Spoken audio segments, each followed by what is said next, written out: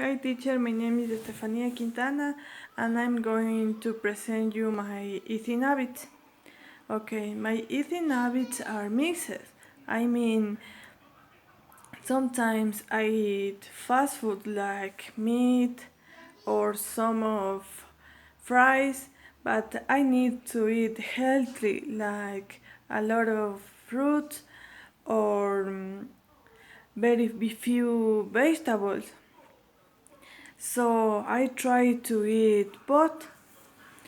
However, 3 weeks ago, I eat two chocolate and I felt so bad and I promised myself not eat more than necessary.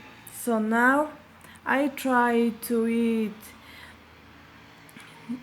a healthy way.